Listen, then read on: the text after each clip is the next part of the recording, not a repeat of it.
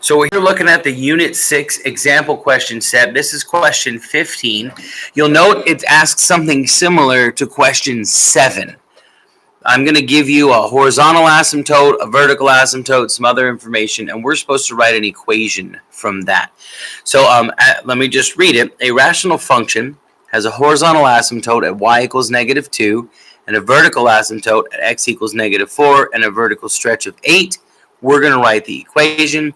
As I mentioned in number 7, we're going to use the transformation equation, y equals a over x minus c plus d, as kind of our blueprint here to write this equation. We need to know what a, c, and d are. And of course, each of the pieces of information we were given is one of those letter values.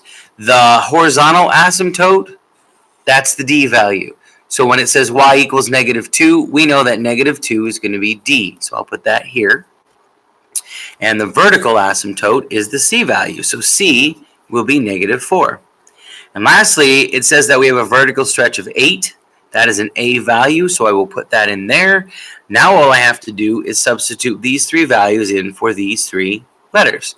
So I get y equals a is 8. So y equals 8 over x minus c. C is -4, so I'll put -4 in there, and then plus d, so plus my -2, and I'm going to clean it up a little bit. 2 negatives here, the x minus a -4 is a little sloppy. Mathematicians don't like that. 2 negatives make a positive, so we will change that to a positive, and then right here with the plus -2, that's totally fine, but most mathematicians would just make it -2, so we get that as our equation.